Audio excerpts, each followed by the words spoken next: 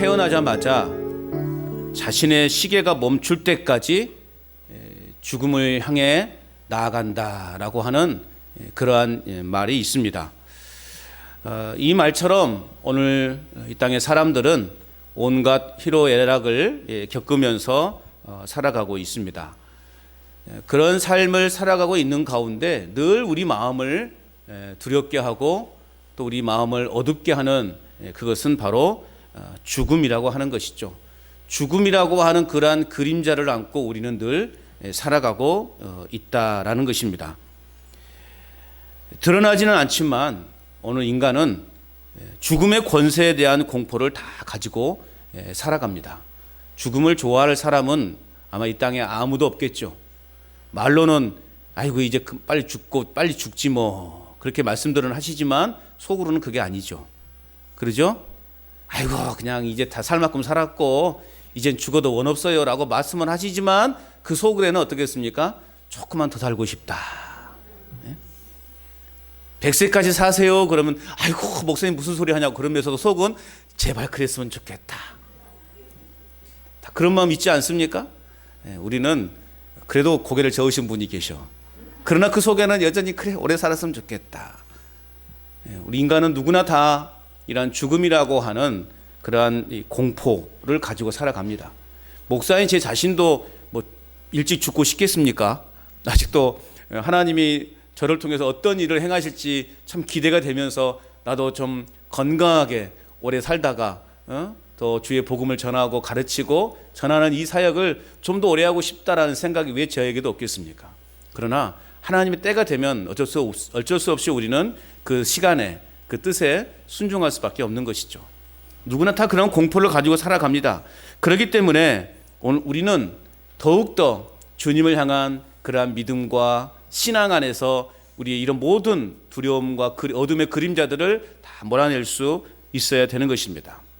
비록 인간은 죽음이라고 하는 그러한 공포를 가지고 살아가지만 그런데 여러분 우리 예수님은 부활하셨습니다. 그렇기 때문에 우리는 사망 권세에서 벗어난 예수님처럼 부활할 것을 믿기에 오늘 우리는 소망을 품고 살아갈 수 있게 되는 것입니다. 죽음이 결코 우리를 지배하지 못한다라는 것이죠. 왜냐하면 예수님이 그 죽음을 이기셨기 때문에 우리도 그 죽음을 이길 수 있다라는 것입니다. 비록 우리가 이 땅에서 고난을 겪으며 살아간다 할지라도 우리는 결코 염려하지 말아야 됩니다. 왜 그렇습니까? 영광의 면류관이 우리를 위해서 예비해 놓고 있기 때문에 그렇습니다. 오늘 우리는 이러한 사실을 기억하고 세상을 향하여 심판이 있을 것임을 우리가 끊임없이 경고하고 또 그래서 우리가 복음을 전하는 삶. 그러니까 우리 권사님 기도했던 것처럼 복음을 알지 못해서 지옥행을 가고 있는 자들을 향해서 회개하라 천국이 가까웠다라고 우리가 그렇게 전하는 자가 되어야 하는 것입니다. 예수님을 믿어서 죽음을 이기는 자들이 되라. 예수님을 믿어서 우리도 부활할 수 있을 거라고 하는 그 소망 가운데서 당당하게 세상을 살아가라. 우리가 그렇게 전하는 자의 삶을 살아가야 한다라는 것입니다. 이제 요한계시록이 점점 이제 끝을 향해 가고 있습니다. 이제 요한계시록을 우리는 그동안에 여러 가지 심판에 대해서 무시무시한 심판에 대해서 살펴보았고 이제 오늘 그 사단의 정체가 그 마귀의 정체가 완전히 종집을 찍는 이제 그러한 시간이 되었습니다. 그러면서 우리에게 주어지는 것은 뭐냐? 영원한 그 하나님의 나라, 그 천국이 새하늘과 새 땅이 신천 신지가 오늘 이제 우리 눈앞에 펼쳐지게 될 것입니다. 자, 오늘 본문에 보니까 이제 무저갱이라고 하는, 제가 지난 시간에 무저갱이 뭐라고 말했습니까? 무저갱, 무를 졸여서 뭐 이렇게 먹는 건가? 무저갱이 뭐라 그랬어요? 감옥이라고 그랬잖아요. 감옥. 사탄이 임시적으로 일시적으로 갇혀 있는 곳, 그것이 무저갱이다 그렇게 말씀을 드렸어요.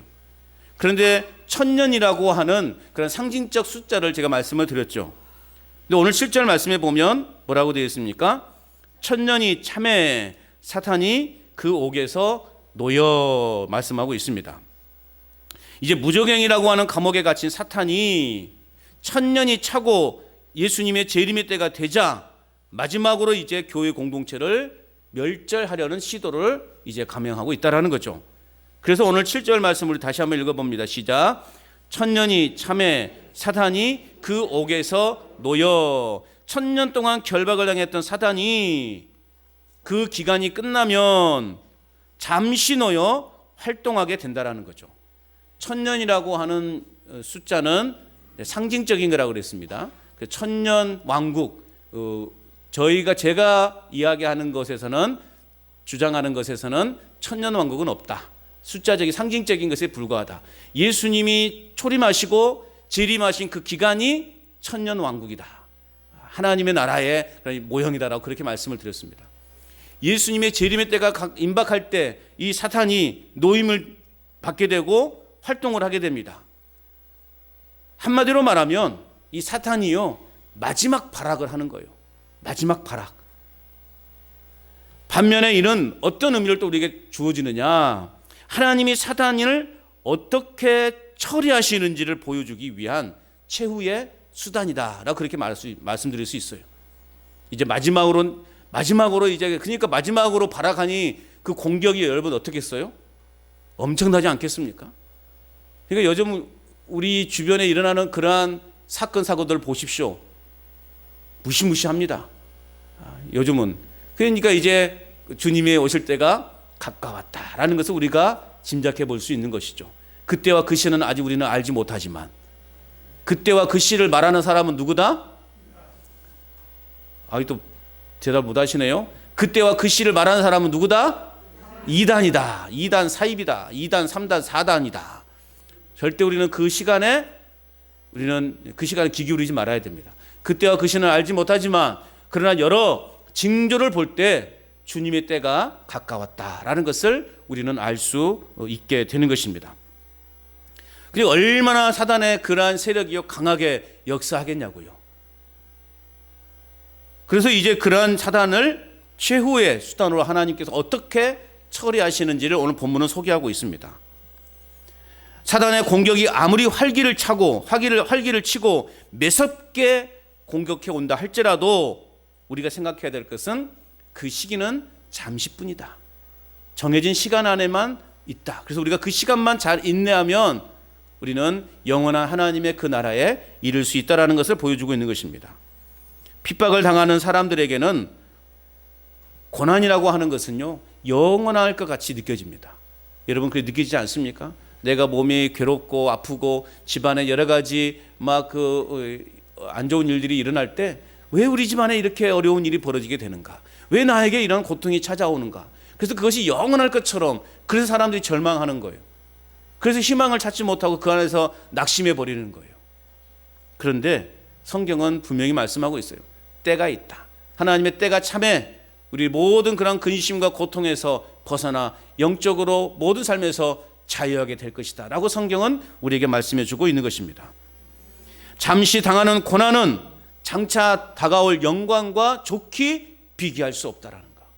그 영광의 면류관을 바라보시는 저와 여러분 될 수 있기를 축복합니다. 이 땅에서 많은 고난과 환난의 고통 속에서 우리가 살아가고 있다 할지라도 소망을 잃지 않고 인내할 수 있는 것은 뭐냐? 그 무엇으로도 비교할 수 없는 그 영광의 나라가 오늘 우리를 기다리고 있기 때문에 그렇습니다. 하나님의 그 새로운 우리에게 주어질 그 나라, 그 천국을 여러분 무엇으로 비교할 수 있겠어요? 비교할 수 없는 거예요. 그 나라가 우리를 기다리고 있다는 거죠. 그러므로 여러분 소망을 붙잡고 살아가시기를 주님의 이름으로 축원합니다. 8절 말씀을 계속 읽어보겠습니다. 8절 시작. 나와서 땅의 사방 백성 곧 곡과 마곡을 미혹하고 모아 싸움을 붙이리니 그 수가 바다의 모래 같으리라. 오늘 본문에 보니까 곡과 마곡의 전쟁이 나와 있어요. 이 곡과 마곡의 전쟁은 에스겔 38장 39장을 배경으로 하고 있습니다. 곡은 에스겔서에 의하면 이제 회복된 그러한 이스라엘을 침략하기 위해서 북쪽 지방인 이 마곡에서 오는 메섹과 두발의 왕을 의미합니다. 연합군이 이스라엘을 치기 위해서 내려오는 그 장면, 그러니까 그 세력이 얼마나 크겠냐고요. 그래서 오늘 8절 말씀해 보면 그 수가 바다의 모래 같으리라. 엄청난 그러한 군사들을 이끌고 지금 예루살렘이라고 하는 성을 치기 위해서, 이스라엘, 회복된 이스라엘을 치기 위해서 지금 공격해 오는 거예요. 엄청나죠? 그런데 여러분, 오늘 우리가 이 본문에서 말하는 이 곡과 마곡은요, 어떤 특정한 왕이나 또 특정 지역을 의미하기보다는 이 사단의 유혹에, 오늘 말씀해 보니까 곡과 마곡을 미혹하고, 천년 동안 무적에 갇혀있던 그 사탄이 옥에서 나와서 하는 일이 뭐냐? 땅의 사방 백성 곧 곡과 마곡을 미혹하고, 결국 그렇다면 이 곡과 마곡이 무엇을 의미하느냐? 사단의 유혹에 넘어가서 하나님의 백성들을 대적하기 위해서 일어난 모든 자들을 가리킨다, 이렇게 볼 수 있습니다. 여러분, 주님의 재림이 임박할수록 교회에 대한 핍박이 굉장합니다. 여러분, 지금 세상 사람들 교회에 대해서 긍정적으로 말하는 사람이 있습니까? 내가 어디 가서 예수님 믿으요라고 그렇게 자신 있게 말할 수 있습니까? 교회에 대해서 조그만 교회에 어떤 일이 있으면 그냥 이렇게 폭격을 가하잖아요. 우리가 지난 코로나 시기를 거치면서 물론 교회가 이렇게 공공의 이익을 추구하지 못하고 자기들만의 그러한 어떠한 고집을 부리면서 사회에 좀 여러 가지 좋지 않은 부정적인 영향을 끼치기도 했지만, 그러한 소수의 그러한 교회들의 행동에 모든 교회를 찾아봐서 얼마나 교회들을 핍박했습니까? 교회를 조롱하고 핍박하고. 주님의 때가 가까울수록 하나님이 세우신 이 교회에 또 하나님을 믿는 성도들에 대한 세상의 공격과 핍박은 갈수록 심화되어 갈 것이다라는 것을 오늘 우리에게 말씀해 주고 있습니다. 사단이 1000년 만에 풀려나와서 행한 일이 뭐냐? 바로 전쟁을 붙이기 위해서 미혹한다라는 거죠. 오늘 8절에 있는 것처럼 곡과 마곡을 미혹하고 모아 싸움을 붙이리니, 이게 사단의 정체입니다. 이게 마귀의 정체예요. 사단의 정체가 뭐냐? 사단은 속이는 자예요. 속여요. 교묘하게 속여요. 또 사단의 정체는 뭐냐? 전쟁과 분열의 앞잡이인 것입니다. 그렇기 때문에 교회 안에서 일어나는 여러 가지 분쟁과 갈등과 그러한 싸움은 결국 그 배후에 뭐가 존재하느냐? 사단이 존재하는 거예요. 사람들의 마음을 미혹합니다. 성도들의 마음을 미혹해요. 그래서 정말 신실하게 열심히 신앙생활했던 그 사람이 어느 날 확 돌변해가지고 막 그냥 목사에 대해서, 교회에 대해서, 성도에 대해서 막 비난하면서 이런 분위기를, 공동체를 깨트리는 그런 일들을 일어나는 것을 자주 보게 돼요. 교회가 왜 나눠집니까? 사단의 그 배후에 사탄의 역사가 있는 거예요. 이게 비단 성도들만의 문제일까요? 아니에요. 목사들에게도 문제가 있는 거죠. 목사에게도 어느 날 사단의 그런 교묘한 유혹 속에서 자신의 욕망, 야망에 휩싸여서 성도들을 이용하고 교회를 이용하는 이러한 악한 일들이 얼마나 벌어진지 몰라요. 이단에 넘어가서 교회가 통째로 이렇게 이단에 넘어가 버리는 그러한 경우도 참 많습니다. 그래서 오늘 우리는 어떻게 해야 되는가? 이렇게 교묘하게 미혹하는 사단의 속임수에 빠지지 않도록 우리는 어떻게 해야 될까요? 정신을 바짝 차려야 됩니다. 옆에 있는 분들에게 이야기하십시오. 정신 바짝 차리십시오. 정신 바짝 차리시라고요. 우리 정신을 바짝 차려야 돼요. 그리고 또 무엇보다 오늘 우리는 말씀의 반석 위에 서 있어야 되는 것입니다. 말씀이 결국 우리 신앙의 뿌리인 거예요. 뿌리를 내가 얼마나 깊이 내리고 있느냐에 따라서, 또 이 뿌리가 어디를 향해 있느냐에 따라서 그 나무는요 생명력이 있는 거죠. 오늘 우리 말씀에 우리의 신앙의 뿌리를 내려야 되는 거예요. 그래야만이 우리가 흔들리지 않는 거예요. 사단의 미혹에서 넘어지지 않는 것이에요. 그래서 말씀을 가까이 하시라. 말씀을 가까이 하시라. 말씀이 제대로 우리의 삶에 자리하고 있으면요, 우리는 절대 다른 것에 미혹되지 않을 수 있다는 것입니다. 그리고 무엇보다도 아직도 내 안 깊숙이 숨어있는 그 죄악의 근성을 예수 그리스도의 보혈로 깨끗하게 씻어버려야 되는 거예요. 아직도 내 그 악의 근성, 죄악의 근성이 남아있으니 이게 불쑥불쑥 튀어나오는 거예요. 그러다 보니까 나도 모르는 사이에 어떠한 폭력이 나가는 것이고, 또 언어로 말 실수를 하게 되는 것이고 그러는 것입니다. 오늘 우리는 정신을 바짝 차리고 말씀의 반석 위에 우뚝 세워져 있는 삶을 살아가시기를 바랍니다. 무엇보다도 우리 안에 있는 죄의 모든 근성을 예수 그리스도의 보혈로 깨끗하게 씻어서 정말 어떤 그런 유혹이 올지라도 내가 그 유혹에 넘어지지 않는 신실한 믿음의 삶을 살아갈 수 있기를 축복합니다. 계속해서 오늘 본문을 말씀해 보면요, 우리 하나님은 절체절명의 위기의 순간에 우리 인생에 개입을 하셔서 대적들을 심판해 주십니다. 오늘 8절까지의 말씀을 보면 그야말로 이제 교회가 끝났다 여겨질 정도예요. 그 수가 바다의 모래 같으리라. 엄청난 지금 무기와 연합군들을 지금 대동해서 이 교회를, 새 예루살렘을 지금 무너뜨리기 위해서 지금 포위해서 앞으로 나오고 있는 거예요. 그런데 오늘 하나님이 그런 상황을 어떻게 해결해 가시는가? 9절 10절 말씀 여러분 읽어봅니다. 9절 10절 시작. 그들이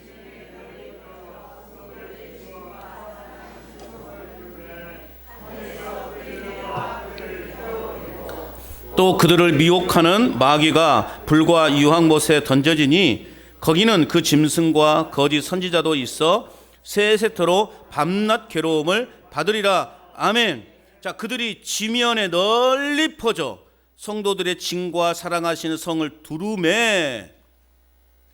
이제는 그 성 안에 갇혀있는 하나님의 백성 교회는요 진퇴양난이에요. 이제는 멸망하기 일보 직전에 어떤 일이 벌어졌어요? 하늘에서 불이 내려왔습니다. 할렐루야.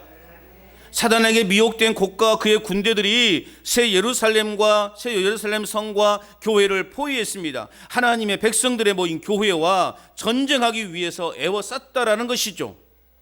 사단의 세력들을 모아서 교회를 아주 강력하게 위협하고 있습니다.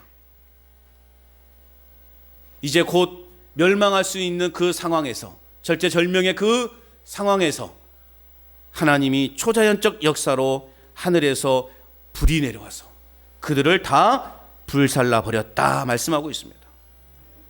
곡과 마곡을 미혹한 사단도 붙잡혀서 10절에 또 그들을 미혹하는 마귀가 불과 유황못에 던져지니, 곡과 마곡을, 즉 사람들을 미혹해서 전쟁을 일으키려고 했던, 싸움을 일으키려고 했던 그 사탄도 붙잡혀서 영원한 형벌의 장소인 유황못에 던져졌다 말씀하고 있습니다. 하나님의 역사예요. 하나님 우리 인생에요 그렇게 역사하시는 거예요. 그래서 여러분 우리가 고통을 겪고 고난을 겪어도 끝까지 인내해야 되는 이유가 뭐예요? 하나님은 그 위기에 끝까지 인내하는 자에게 하나님이 역사하시는 거예요. 저희 인생을 봐도 그런 경우가 참 많아요. 좀 고난 당하자마자, 어려움이 겪자마자 좀 하나님이 개입하셔서 이 문제를 좀 속 시원하게 풀어주시면 얼마나 감사하겠어요. 더 열심히 제가 하나님을 믿을 수 있을 것인데 하나님은 절대 그러지 않으시더라고요. 아주 끝까지 기다리시는 거예요. 끝까지 지켜보시는 거예요.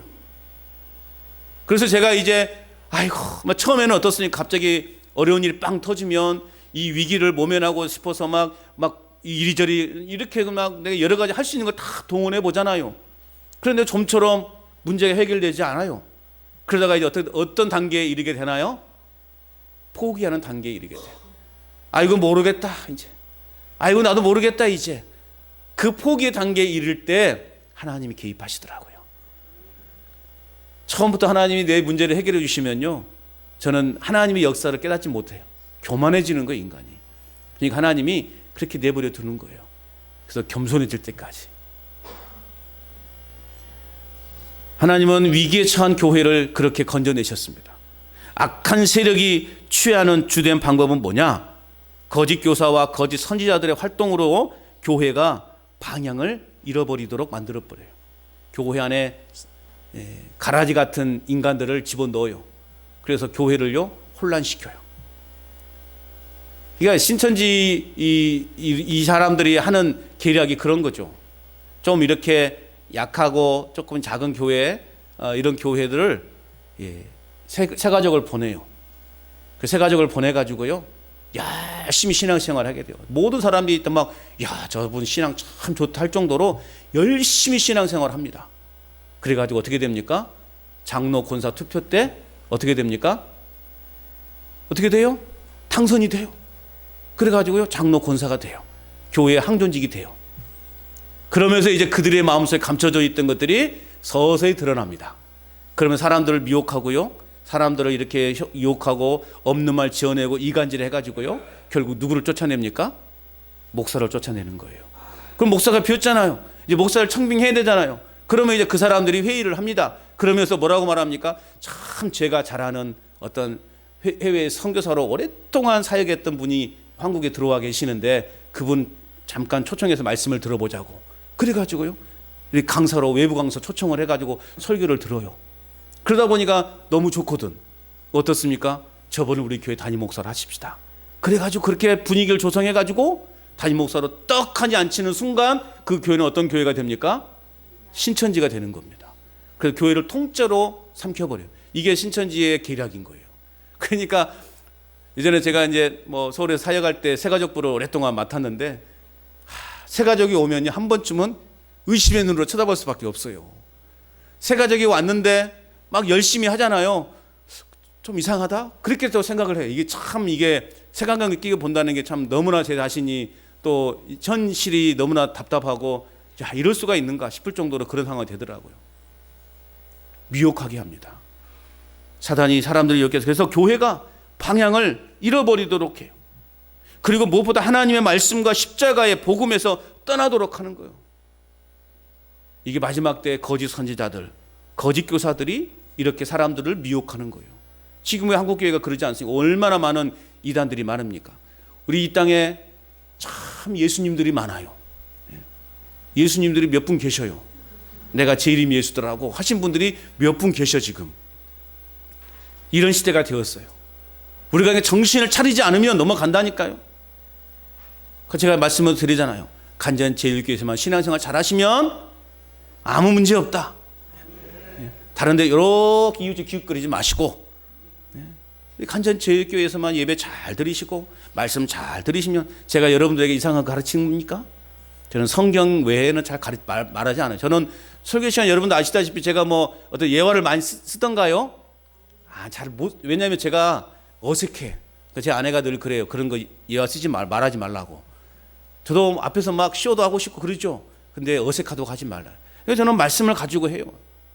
말씀에 있는 것까지만 제가 전하는 거예요. 감춰져 있는 거 제가 일부러 풀어서 여러분에 가르치지 않습니다. 말씀에 있는 것만 제가 이해하는 것만 여러분에 전하기 때문에 여러분 다른 데 가지 마세요. 네, 가지 마세요. 여기서 예배만 잘 들으시면 아무 문제 없어요. 천국 가는데 아무 문제 없어요. 말씀과 십자가 복음에서 떠나도록 하는 이 거짓 교사들, 거짓 선지자들을 우리는 철저하게 경계할 수 있어야 되는 것입니다. 다수가 그렇게 흘러간다 할지라도 참된 성도는 우리는 낙심하지 말아야 돼요. 왜냐하면 하나님이 진짜와 가짜를 판별하시기 때문에 그렇습니다. 오늘 우리가 말씀으로 제대로 훈련되어 있지 않고 말씀으로 제대로 우리 마음이 우리의 삶이 지배당하지 않고 있으면 우리는 분별력이 사라져버려요. 그러나 말씀이 우리 안에 있으면 이것이 진짜인지 참인지, 진짜인지 거짓인지, 참인지 거짓인지를 분별할 수 있는 영적 분별력이 생기는 것입니다. 우리는 그렇게 기도해야 돼요. 하나님, 영적 분별력을 갖도록. 또한 하나님은 당신이 택한 자녀들이 모인 교회를 지키십니다. 그리고 그들을 위협하는, 교회를 위협하는 세력에 대해서 철저하게 하나님이 심판하실 것임을 오늘 본문은 우리에게 보여주고 있습니다. 하나님은 교회의 규모와 상관없이 당신이 세우신 교회를 우리 하나님은 든든하게 보호하신다는 것입니다. 또한 그 안에서, 그 교회 안에서 말씀을 갈구하는, 말씀에 갈급해하는 성도들을 우리 하나님은 보호하시고 지키신다는 것이에요. 그 때문에 우리는 그저 하나님의 전에서 예배하고 말씀 듣고 찬송하는 것을 즐겨 하셔야 되는 것입니다. 다른 데서 즐겨 하시면 안 됩니다. 우리는 교회 안에서, 예수님 안에서 우리가 하나님을 찬양하고 예배하는 그 삶을 즐겨할 수 있어야 되는 것입니다. 그것이 꼭 간전제일교회라는 교회당 안에서만 가능하느냐? 아니에요. 여러분의 가정에서, 여러분의 삶의 현장에서도 얼마든지 우리는 하나님을 예배하고 하나님을 찬양하는 삶을 살 수 있다라는 말이에요. 아이고 목사님 무슨 말씀을 해요? 내가 거기서 찬송하고 막 기도하면 사람들이 나를 손가락질해요. 꼭 그렇게 하라는 것이 아니잖아요. 내가 예수님 믿는 사람답게 사는 것 자체가 하나님을 예배하는 것임을 믿으시기 바랍니다. 내가 말씀대로 실천하는 거잖아요. 신앙은 실천이고 행동인 거예요. 내가 일상의 삶에서, 삶의 현장에서 내가 용서하지 뭐 아까 우리 찬양했던 것처럼 용서할 수 없는 사람이라도 용서하는 것, 이게 얼마나 성경적입니까? 그 자체가 하나님을 예배하는 것이고 하나님을 찬양하는 것이라고요. 꼭 우리가 멜로디 찬양을 해야 찬양하는 것이 아니에요. 우리는 얼마든지 하나님의 일상의 삶에서도 하나님을 예배할 수 있는 거예요. 다른 사람을 사랑하고 어려움에 처한 이웃을 향해서, 공경에 처한 그 이웃을 향해서 내가 다가가서 따뜻하게 말 한마디 해줄 수 있는 거, 위로해 줄 수 있는 거, 손잡아 줄 수 있는 거, 이것이 하나님을 예배하는 것이죠. 하나님을 예배하는 것 어렵지 않습니다, 여러분. 그런 삶을 살 때 우리는 흔들리지 않는 삶을 살아갈 수 있는 것입니다. 하나님의 보호하심 아래 살아갈 수 있게 되는 것입니다. 그 때문에 우리는 어떤 유혹 속에서도 흔들리지 않고 인내하며 굳건하게 서 있는 믿음의 삶을 살아가는 저와 여러분 될 수 있기를 바랍니다. 우리 인생의 절체절명의 위기의 순간에 한편의 드라마와 같이 극적으로 개입하셔서 우리의 인생의 상황을 역전시켜 가실 그 하나님을 기대하시기를 주님의 이름으로 축복합니다. 이제 마귀는 사라졌어요. 완전히 멸망했습니다. 바벨론도 망하고 짐승과 거짓 선지자도 망하고 사탄도 망했습니다. 하나님을 대적하는 모든 원수는 이제 완전히 오늘 10절까지 완전히 망해버렸어요. 그러면 이제 우리에게 주어진 것은 뭘까요?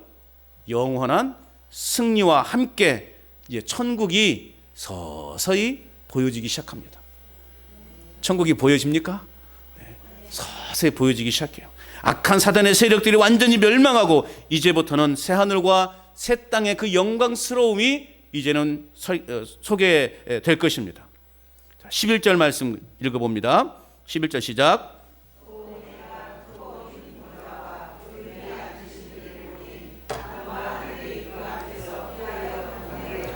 자, 예수 그리스도를 믿는 믿음 안에 서 있는 자들이 보게 될 나라는 처음 하늘과 땅이 모두 사라지고 새 하늘과 새 땅이 우리 앞에 펼쳐지게 됨을 볼 것이다 말씀하고 있습니다.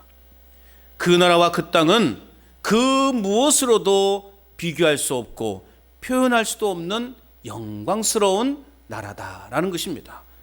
그러므로 우리는 그 나라와 그 땅에 대한 기대와 소망을 갖고 이 땅을 살아가야 되는 것입니다. 여러분, 하나님의 나라가 천국이 지금과 같은 이러한 모습이라면 그 천국 가고 싶겠습니까? 또 여러 가지 예전에 막 그 부흥 강사들이 와가지고 어떤 사람은 당신은 헌금 얼마 했으니까 초가집에 살고, 당신은 헌금을 많이 했으니까 귀하집에 살고, 당신은 집에 있는 더 헌금 많이 했으니까 더 큰 저택에서 산다. 여러분, 이런 천국 가고 싶으십니까? 네, 저는 그런 천국이라면 안 가고 말 거예요. 천국은 그렇지 않아요. 모두가 공평한 곳입니다. 모두가 공평한 거예요. 그래야지 여러분 천국 가고 싶지 않겠습니까? 천국이라고 하는 것은 우리가 생각하는 이런 어떤 눈에 보이는 이러한 이 건물 이런 것이 아니에요. 우리가 상상할 수 없는, 우리가 생각할 수 없는, 비교할 수 없는 그러한 곳이라는 거예요. 어떤 분은 밤에 꿈을 꿨는 천국 봤는데 막 금바닥 뭐가 있고 막 다이아몬드 옆에 주렁주렁 있고 뭐 그럴 수도 있겠죠. 뭐 어쨌든 그만큼 천국은 화려한 것이고 아름다운 것이고 평화로운 곳이다 라는 것을 우리에게 보여주고 있는 것입니다. 새롭게 역사를 만들어 가시는 그 하나님의 은혜를 우리가 기대하면서 비록 우리가 이 땅에 힘겨운 인생을 살아가고 있다 할지라도 우리가 그 하나님의 나라를 소망 중에 바라보면서 믿음의 발걸음을 한 걸음 한 걸음 옮겨 나아갈 때 영광스러운 그 나라에 임하게 될 거라는 사실을 믿으시기 바랍니다. 12절 말씀 또 읽어보겠습니다. 시작. 죽은 자들이 큰 자나 작은 자나 그 보좌 앞에 서 있는데 책들이 펴 있고 또 다른 책이 펴졌으니 곧 생명책이라. 죽은 자들이 자기의 행위를 따라 책들에 기록된 대로 심판을 받으니. 자, 오늘 요한은 죽은 자들이 하나님의 보좌 앞에 서 있는 것을 보았어요. 자, 그러면 그들이 왜 하나님의 보좌 앞에 서 있을까요? 심판을 받기 위해 서 있는 거예요. 뭘 받기 위해서요? 심판을 받기 위해 서 있습니다. 자, 여기 죽은 자들, 오늘 12절에 보면 또 내가 보니 죽은 자들이 표현되어 있죠. 이 죽은 자들은 어떤 자들인가? 믿지 않고 죽은 자들을 말합니다. 예수님을 믿지 않고 죽은 자들을 가리키는 거예요. 우리가 이미 지난주에 4절 말씀에 보면 이제 목배임을 당한 자들의 영혼들과 라는 표현이 나와요. 4절 중간절에 보면 예수님을 믿고 죽은 자들, 즉 순교를 당한 자들에 대해서는 영혼들이라는 표현을 쓰고 있지만 오늘 말씀에서 보면 이 죽은 자들은 그냥 불신자들의 죽음은 그냥 죽은 자로 표현하고 있다라는 거. 심판을 받기 위해 보좌 앞에 선 자들에게는 오늘 또 말씀해 보니까 두 종류의 책이 펼쳐져 있다, 그렇게 말씀하고 있죠. 첫 번째 책은 행위를 기록한 책이에요. 행위책이라고 말하죠. 그리고 두 번째 책은 하나님의 백성의 이름이 기록된 책, 즉 생명책이라고 그렇게 오늘 성경은 말하고 있습니다. 이 생명책은 오직 어린 양 대신 예수 그리스도만이 열 수 있는 책입니다. 그리고 오직 그리스도만을 의지함으로 구속받은 사람들의 이름이 기록된 책이 바로 생명책이라는 거예요. 여러분, 행위책에 기록되었다고 천국 가는 거 아니에요. 오늘 우리의 이름은 어디에 기록되어져 있어야 됩니까? 생명책에 기록되어져 있어야 돼요. 우리의 이름이 이미 그 생명책에 또박또박 기록되어 있는 줄로 믿습니다. 하나님은 당신이 가지신 그 권세로 공의롭게 세상을 심판하십니다. 그리고 우리 인간은 자기 자신의 행위대로 심판을 받게 될 것입니다. 이 사실이 우리에게는 두려움으로 다가올 수도 있어요. 아이고, 나 그렇게 벌 받는 거 아닌가?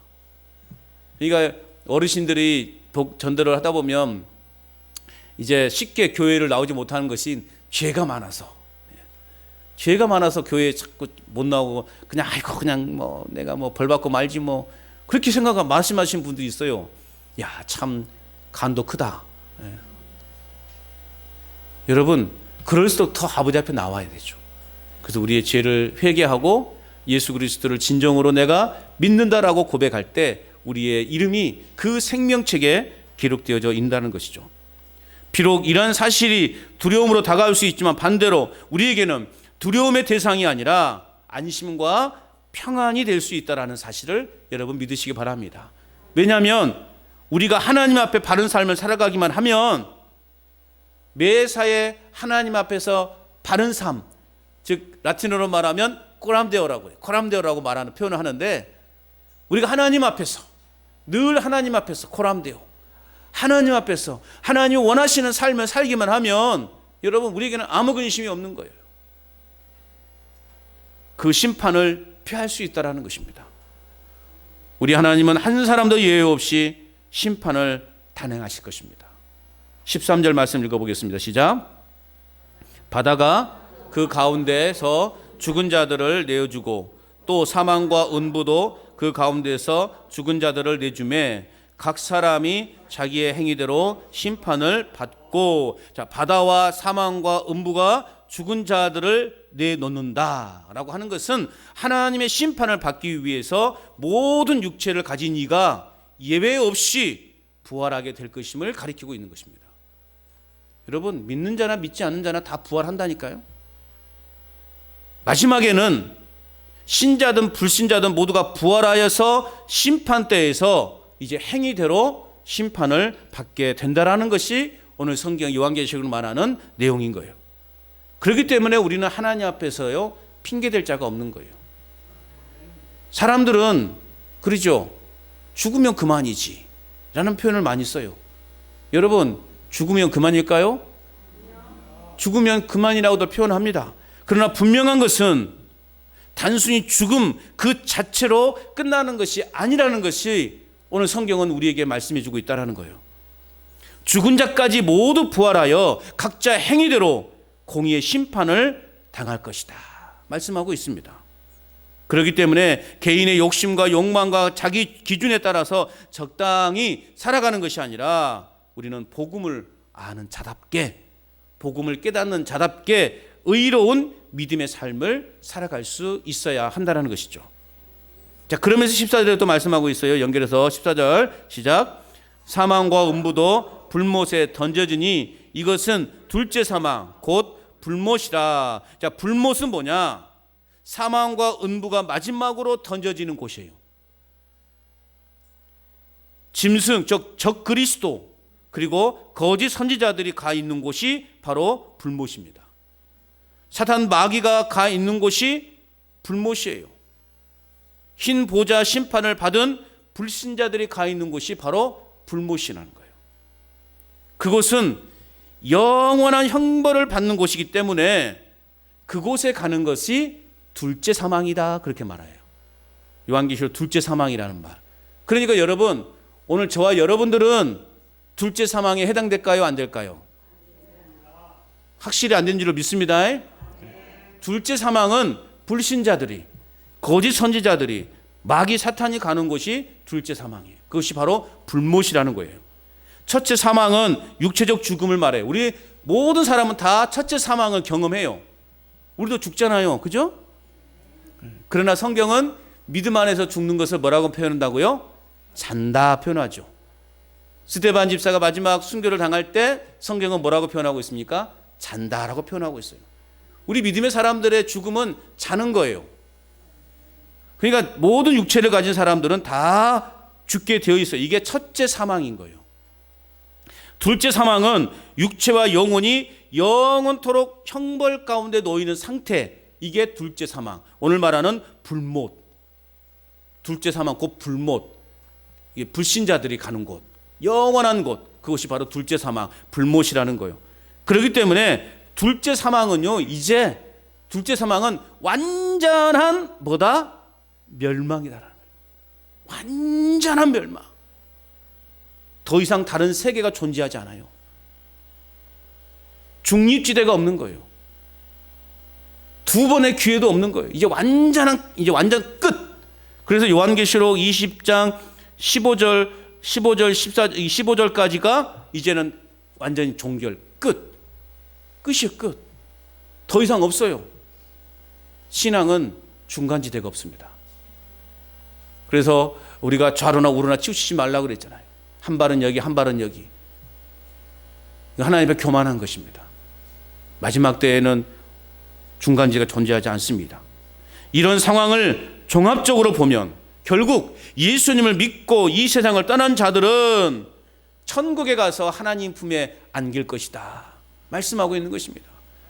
우리는 왜요? 우리는 둘째 사망에 해당되지 않기 때문에, 불못에 던져지지 않기 때문에 우리는 반대로 천국에서 하나님의 품 안에 안기게 될 거라는 거예요. 할렐루야. 그리고 생명의 부활을 통해 예수님의 신령한 몸을 입고 그들을 기다리는 새 하늘과 새 땅에 들어가게 될 것입니다. 자, 끝으로 생명책에 기록되지 못한 자들은 어떻게 됩니까? 15절 시작. 누구든지 생명책에 기록되지 못한 자는 불못에 던져지더라. 둘째 사망에 이르게 되는 거예요. 생명책에 기록되지 못한 자들, 행위책에 이름이 기록된 것이 아니라 우리는 생명책에 이름이 기록되어야 된다는 거예요. 저와 여러분들은 이미 그 생명책에 기록된 줄로 믿습니다. 모든 자가 주님의 부활의 권능으로 일으켜질 것이지만 다 구원받지 못한다라는 거예요. 생명책에 기록되지 못한 자, 어떤 자들이에요? 배교하는 자, 하나님을 떠난 자들, 또 성도들 미혹하게 한 자들, 영원한 형벌을 받는 운명에 처하게 되고 다시 돌이킬 기회가 없다라는 것을 오늘 우리에게 말씀해 주고 있습니다. 반대로 믿는 자들은 사망의 권세에서 벗어나 예수님처럼 부활할 것을 믿기 때문에 오늘 우리는 고통 중에서도 절망 속에서도 소망을 품고 살아가야 하는 것입니다. 이러한 복음을 믿지 않고 살아가는 자들이 당할 그 비참한 상황을 여러분 우리는 생각해 봐야 돼요. 우리는 그렇게 영원한 나라에 들어가서 하나님 품에 안기지만 영원한 그 불못에 떨어질 그 영혼들을 우리가 생각해 볼 때 어떤 마음을 가져야 되는가? 그들이 당한 그 비참함을 생각해 볼 때 오늘 하나님은 우리에게 어떤 사명을 주시는가? 복음 선포의 긴박함이 오늘 우리에게 주어지는 거예요. 복음 선포의 긴박함. 여러분 긴박성을 가져야 돼요. 한 명이라도 더, 한 사람이라도 더 천국 백성이 될 수 있도록, 아니 우리 가족 중에 그 영원한 불못에 던져질 그 영혼들을, 비참한 그 영혼들을 우리가 생각해 볼진데 얼마나 괴롭겠냐고. 다시는 기회가 없는데 우리는 긴박함을 가져야 돼요. 복음 선포의 긴박함. 그들이 심판대 앞에서 영생과 영벌이라는 운명의 기로에 서기 전에 우리는 뭐 해야 된다? 복음을 전해야 된다. 왜 아멘 안 하십니까? 그냥 여러분들만 믿고 천국 가면 되는 겁니까? 사랑하는 우리의 가족들, 사랑하는 우리 이웃들, 내가 사랑하는 사람들이 함께 이 영원한 나라에 이르러야 되지 않겠습니까? 이 복음의 긴박성을 가지고 우리는 한 영혼이라도 더 구원하기 위해서, 구원받도록 하기 위해서 우리는 열심히 복음 전하는 삶을 살아가야 되는 겁니다. 왜요? 주님이 오실 날이 가까웠기 때문에. 여러분, 천국 소망을 가지고 살아가시기를 바랍니다. 부활 소망으로 살아가시기를 바랍니다. 지옥 갈 사람을 천국의 길로 인도하는 여러분의 삶이 되시고 우리 교회가 될 수 있기를 바랍니다. 그래서 이 한 주간도 여러분, 우리가 어떤 자세로 살아가야 되는가? 코람데오, 즉 하나님 앞에서 바른 믿음의 삶을 살아가시기를 바랍니다. 그래서 내가 전하지 않아도 사람들이 나의 삶의 실천의 모습을 보고 하나님의 존재를 인식할 수 있도록 바른 신앙의 삶을 살아가야 됩니다. 무엇보다 복음의 긴박성을 깨닫고 세상을 향해서 심판이 있음을 경고하고 담대히 그런 복음을 전하는 삶, 천국 백성다운 삶, 그런 믿음의 삶을 살아가는 저와 여러분 될 수 있기를 주님의 이름으로 축원합니다.